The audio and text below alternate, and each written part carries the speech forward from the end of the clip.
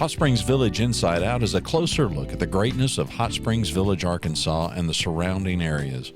People, places, experiences. Hot Springs Village is one of the most beautiful places on earth. Join me, Randy Cantrell, and my co-host, Dennis Simpson, as we engage in weekly conversations to explore Hot Springs Village Inside Out. RE/MAX of Hot Springs Village, the award-winning RE/MAX of Hot Springs Village, is the largest real estate office inside the village with over 30 full-time agents and support staff. Visit them to learn more about this beautiful place to solve your real estate needs. Call them today at 1-800-364-9007 or find them online at explorehsv.com. They are RE/MAX of Hot Springs Village at 1-800-364-9007 or online at explorehsv.com. Ms. Clara Nicolosi, I'm going to read you or tell you about a report I saw the other day that there are 2 days in your life that are the most dangerous. The day that you're born is the most dangerous, and the next most dangerous is the day you retire. Why do you think that would be? Well, that's a great question. I think for those, you and I've had great conversations about this, Dennis. I think for those who wait a lifetime to retire might wait too long. We need to be living while we can still live, while we're still young enough. We talked about the picture on Facebook where, the older couple sitting in the back of a chariot type horse-drawn carriage and they're sound asleep rather than enjoying the sight because they're just tired. And I would hope that we don't get to that spot. Let's love life now and enjoy all of our days. Let's talk about living life to the greatest in Hot Springs Village. How about that? Totally. We live in North America's best kept secret. And because of that, we have a lot of folks that have elected to work from home. We have a lot of folks that have moved into what they considered their retirement home early because through the pandemic, they were given opportunities to work from home. And what a better place to do it on a golf course or a scenic mountain view, or maybe even one of our lakes. So we're seeing a lot of that. And that's actually driving housing prices up. I think you were going to talk about that, weren't you? Well, I had seen a report in, I think it was Bloomberg the other day, that they said as much as 40% of home price valuations had come from the fact that people could work from home, which it's the new office. And in that same article, they also mentioned that even as we, and I use air quotes here, return to work, you and I never quit working. I didn't notice. I never saw a week you and I were in the pandemic going, okay, well, let's just sit home a little while. And yeah. But as we return to work, that at a bare minimum, most people are still working 1 day a week. Well, you've got to have a home that is congruent with that will let you work from home. Are you, I would have thought, and this is just me, what I know about real estate, I would have thought that as we move through the baby boomer generation, that our number of homes and bedrooms in the homes would have gotten smaller. Are you seeing that, or are we using it for an office, or what's going on?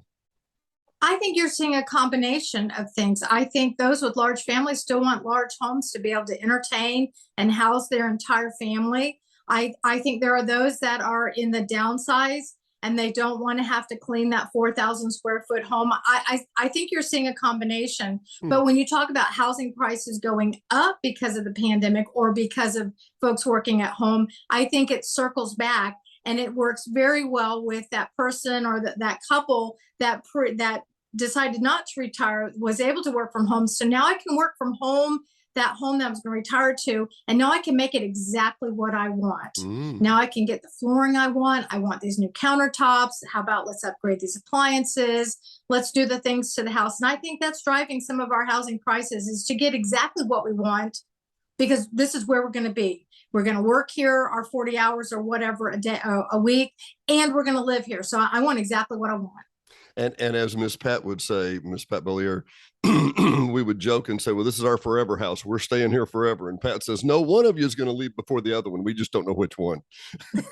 Exactly. So well, I'm sorry, go ahead. No, please. No. Well, I was going to say, the trend in our community is you get your first home, then you get your big home, then you finally decide to downsize because it's too big. So I was just going to share that. Well, and Diane and I joke, we'll watch House Hunters International. Okay. And well, what do you do? Well, I'm a Tiddlywinks consultant, and I'm a wallpaper hanger, and we can hang our wallpaper remote. And our maximum budget is $3,800 a month. But we're moving to Thailand, and we want to work half time. And then they get to the place, and it's enormous, and they go, "Oh, I just don't think both of us can fit in this kitchen at the same time." We mock these people. Well, okay, to mock a villager for a little bit.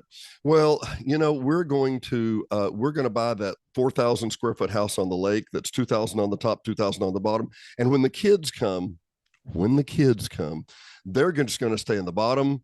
And after a few years, you're like, the kids don't come like they used to anymore. No. And there's a place at the end of the street called the Village Inn, and they have rooms down there too. Exactly. So the rest of the time, we don't have to clean the downstairs. Exactly. Well, or there's a vacation rental on my street. I bet I can get that when the kids are here. Absolutely. Hey, listen, an on-camera note about something I needed to talk to you about off camera. I wanted to chat. I still want to do a show with Cindy. We had lunch the other day. Cindy is your short and long-term rental manager. And we were talking about the number of units that have changed on the market. When we started talking and doing this show a couple of years ago, there were 260, 280 units. There's nearly 480 now. So if you're thinking, oh, I'll just get an Airbnb, it's like minting money in it. There's a lot more competition than there was 2 years ago. And I wanted to interview Cindy about that, if that's okay with you. Absolutely. I'd love for you to do that. Yeah. Especially with the nightly rentals, the complexities of it and all the twists and turns that we've seen just in our community in the last couple of months over nightly rentals. Absolutely. And it seems to be getting more complex. It really does. Everybody's wanting to it was like eBay, for a while, well, do you charge sales tax on eBay? Well, then they figured out a way how, and just like with short-term rentals, well, do you tax them? Do you legislate them? Then they figure out a way how, they'll be there. But I digress. I've gotten us around. I'm sorry. Tell me about the market in the Village for September and what's going to happen in October, you think? Well, let's talk about 2022. Let's do a snapshot of 2022. When I look at the average price of homes sold, we're at 317,000, which is huge. Because if I compare it to last year, we're up almost $38,000 for an average price of homes sold. Which is now, what, 12%? 10 to 12%? You've got the calculator. Yeah. You've got the calculator. Yeah. Probably about 12 and a half. Absolutely. Looking at it. In a year. In a year. And then, but the unique part of that is we're down in numbers of homes sold. 509, same time frame. This was through the end of August, compared to 548 last year. So we're down 39 homes. But I'm laughing. I went and got the calculator. But when I multiply the number of homes sold compared to the average price, we're up $12 million in homes sold. Oh, excuse me, $9 million in the overall value of homes sold to the price of the homes this year compared to last year. I think that's a big number for our community. That's a huge number for our community. And there's a couple of things that play into that. Obviously, all rising prices. And, and we haven't talked about this, but I see a lot of times we're talking about we're talking about it was a joke at one point, NIMBY, don't build in my backyard, not in my backyard. And then the phrase in California, and I don't know what the anachronism is for it, but never build anything near my house, anytime, anywhere, any day. And, you've said on the show many times before, we're looking for 7 million new units. Well, if everybody has the never build anything, it seems to be the mindset, and you're going to complain about house prices going through the roof, it's your own problem, right? I mean, and now places where we are, I think we have an excellent climate. I want to just flash back just for a minute and remember 2 years ago, you and I had conversations on Village venues and other formats that I've had. We had conversations about people not buying here because we didn't have internet. That's not even a discussion. We don't even bring that topic up anymore to speak of. Do you hear that anymore? Yeah, I don't think it's as big as a problem. Now, we still have a few areas that folks are having to MiFi on to get better signal. But boy, I know that First Electric has started their East End project, and that's coming. And personally, I can't wait because I'll be a part of it right here at Remax. They're going to offer great speeds, great service at a fixed price. So I'm looking forward to that. But I know for a fact they're laying lines outside the East Gate right now. Well, and let me come back in a little 5 mile high view for that real quick. Super close and super far. You guys are located at the corner of Ponce and DeSoto, major intersection there, right on the west end, on the east end, right past Balboa. And what I'm familiar with your scenario because you're using AT&T Uverse, which they're trying to discontinue, and because of where you're at, you have a speed that I've not seen anywhere else in the village. You have 100 meg or something like that, which by today's standards is good, but not great. And by fiber standards, that's going to be really slow, kind of. It's about a quarter of what the base number you could buy. And that's for an entire business. That market is changing tremendously too. So I guess what I'm saying is the people who might want to work from home, it's going to be even easier, you know. It'll be so much easier. And even from a television perspective, more people are streaming, more people are doing their Hulus and their Discovery Pluses and the different things like that. They'll have the ability to do that. You sure don't want to do that from your MiFi. I'm beginning to see, and I think you are too. There was a NFL game the other day that was only broadcast on Amazon, and there was great gnashing and squealing of teeth. There were what? And if you remember the last Razorback game, the game before last, it was only streamed. If you could see it on particular certain channels if you wanted to buy $100 network, but other than that, you had to stream. And you wonder why. I mean, Clara, I've done 6, and I imagine we're planning a 7th, 6 sold out standing room only classes for the Lifelong Learning Institute about streaming, because that's where we're going to watch any channel, anytime, any day, anything that you want to see, and zip past the commercials and pay another $3 a month and not have to watch commercials or whatever. Our world has changed so much in just the last 2 years. And I'm not talking about just here in the village, just nationally. I see people, I can see the kind of the glimmer in their eyes. I see the California people that move here and go, we've been missing this the whole time. Now, yeah, it's hotter than it is in California, and maybe it's more humid, but it's a quarter of the living expense. It's, you know, we're living like kings when we were getting by in California. You're seeing that too, I'm assuming? Absolutely. And we are so blessed because our extreme weathers are very limited. If we're going to have, you know, a little bit of a winter, it's very limited time frame. If we're going to have an extreme summer, normally it's a little bit of a moment, but then that brings our beautiful late Septembers and Octobers. And the thing that's best for our community are the golfers and more golf tee times, and, you know, the things that make our little planet Hot Springs Village turn, that, you know, just lights us on fire. Matter of fact, we were talking about nightly rentals earlier. October's crazy. Really? Oh yeah. Well, I talked to Tom Heffer, who with the golf department, and he was saying that they're holding steady. And basically, Kelly Hale had come on a few weeks ago and was talking about redoing the Balboa golf course and replumbing it. And he was saying that the golf competition is so tight right now. But, you know, if we asked them, and this was midsummer, if we asked them to come do the sprinkler system, that it would be late 2023, early 2024 before they could even get to it because of such the resurgence in golf.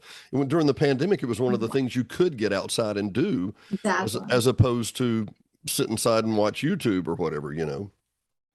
I definitely think that it has a following already, and I think there's a new following. I think people are understanding, well, I can get out, I can stretch my legs, I can get some fresh sunshine, and it might actually be fun. And for some, there's beer involved. So I personally think, excuse me, I personally think there's an aspect to golf that people, if you look at golf from the outside, you're like, yeah, whatever. You know, we had Larry Rhodes on with the bowling alley, the new Liberty Lanes. And I realized I don't bowl often and I don't golf often, but I realize also there's a piece of that pie that most people don't tie in, and that is there's a huge socialization factor. You know, you're playing golf and it's with a group of buddies, and it's just a few weeks till they're your buddies. You know, that's who you call when you have a flat tire because they're who you know. You know, I think we miss that socialization sometimes. Well, and don't you think because of the pandemic that we were so closed down that we didn't have it? And I totally agree with you. Even the pickleball socialization, what a great organization, and the tennis folks. I mean, we just have we have such a great community that are involved in so many things, and they want to stay active, and they want to stay busy, and they want to keep healthy, and they find unique ways that fit in their lifestyle, and I love that. I do too. And frankly, as an outsider coming in until 10, 12 years ago, I would always come down here and I'd see a nice looking lady behind the counter at the golf course. And I'm thinking, she's got to be in her 70s. And this is still a beautiful woman. Is this the fountain of youth? How do these people do this here? And part of it is that everybody stays active and everybody's health conscious, and everybody's, even those that aren't health conscious are at least a little more health conscious, if that makes sense. Totally. Well, and they might be downtown getting some of those good waters from the hot springs too. That couldn't hurt. Maybe that is our youth. Maybe that is it. Well, I was going to ask, we always come back to the same topics. We talk about people coming in from the outside. We talk about home values rising, which is a wonderful thing. And look, let's be frank, 12% year over year. To us, that is unbelievable. Yes. Seattle, about par. Mm-hmm. I'm guessing, right? Right. And because that's such a huge impact to us, I have to ask the same question I ask every month. How are the cash buyers affecting this? Is that still, because, I mean, let's face it, the cost of money has doubled.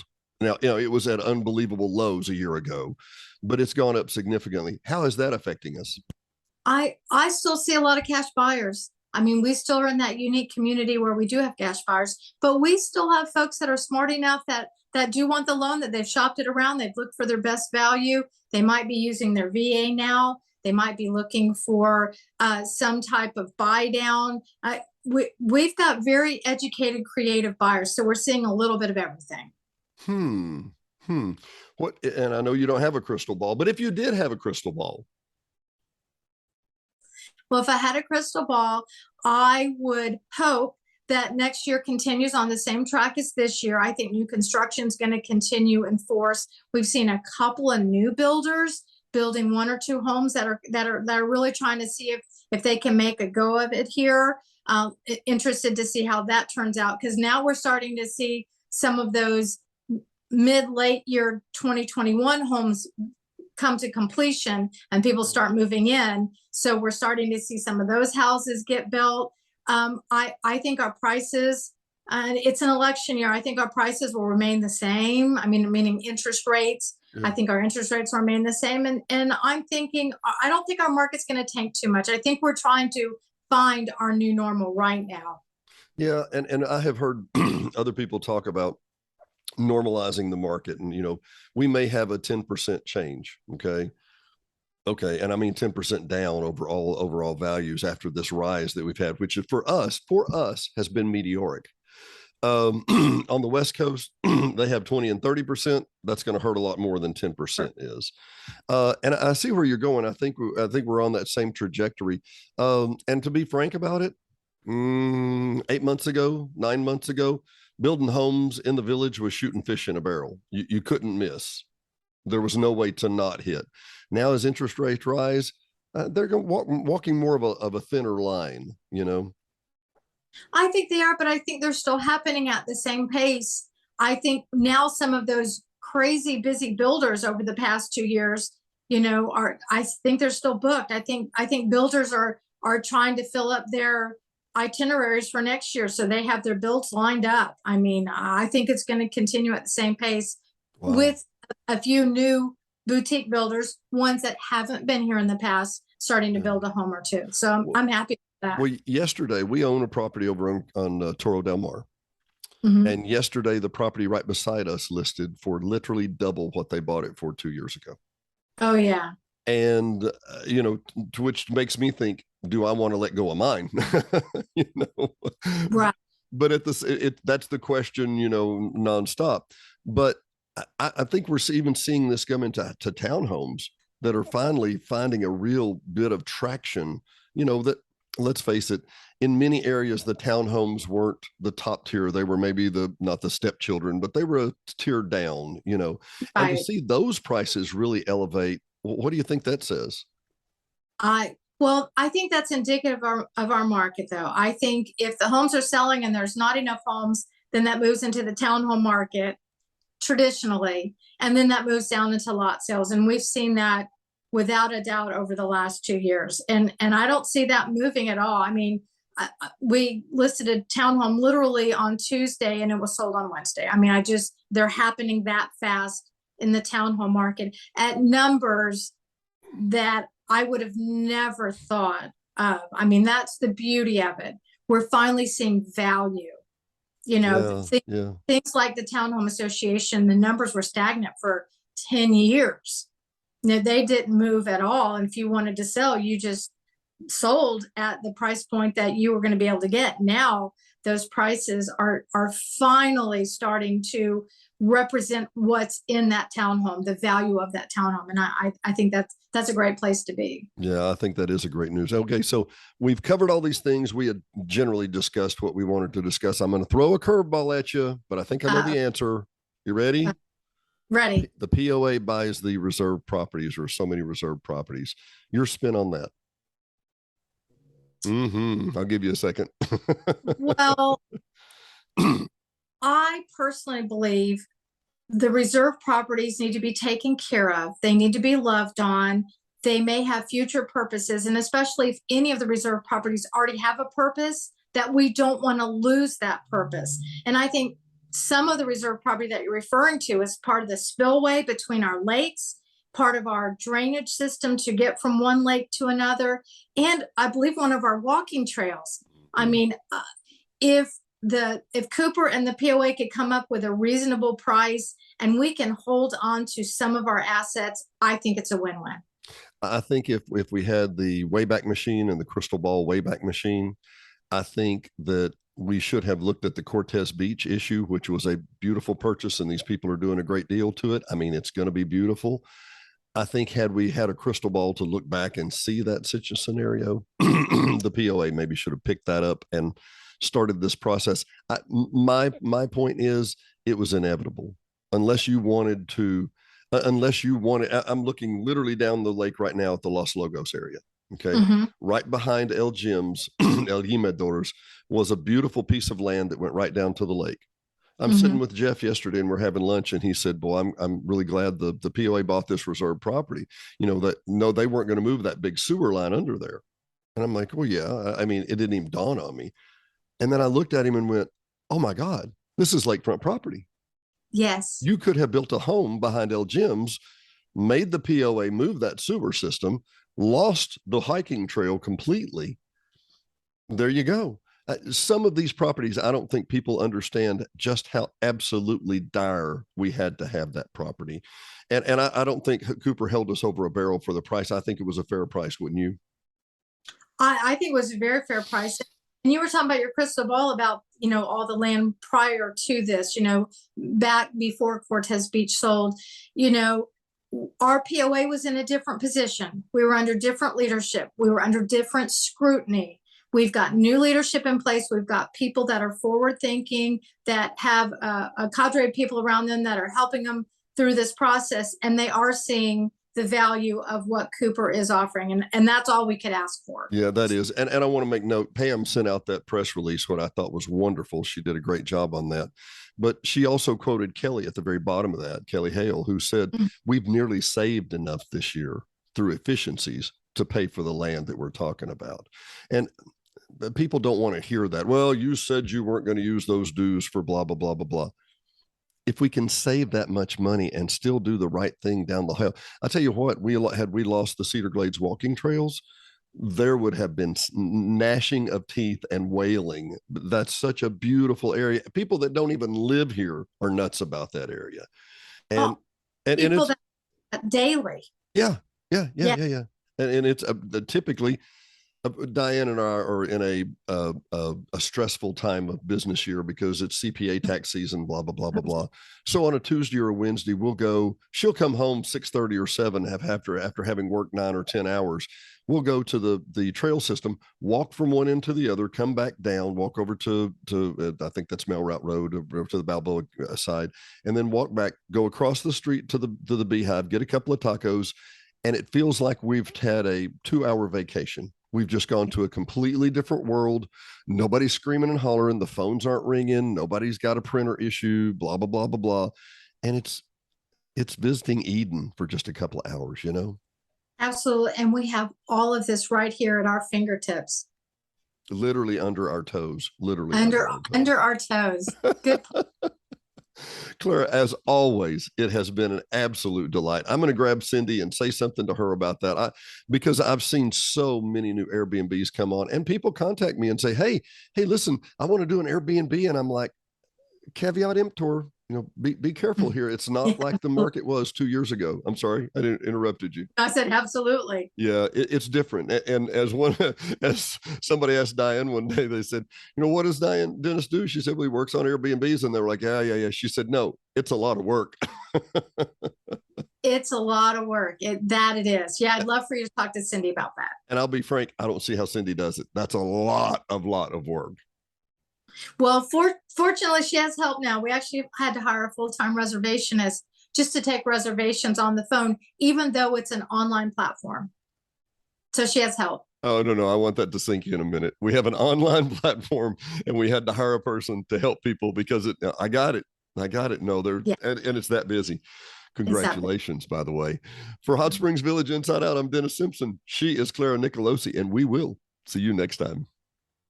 RE/MAX of Hot Springs Village, the award-winning RE/MAX of Hot Springs Village, is the largest real estate office inside the village with over 30 full-time agents and support staff. Visit them to learn more about this beautiful place to solve your real estate needs. Call them today at 1-800-364-9007 or find them online at explorehsv.com. They are RE/MAX of Hot Springs Village at 1-800-364-9007 or online at explorehsv.com. Thanks for listening to another episode of Hot Springs Village Inside Out, a podcast where Hot Springs Village, Arkansas is the star. Please subscribe to the podcast. You can do that by visiting our website, hsvinsideout.com, and tell a friend.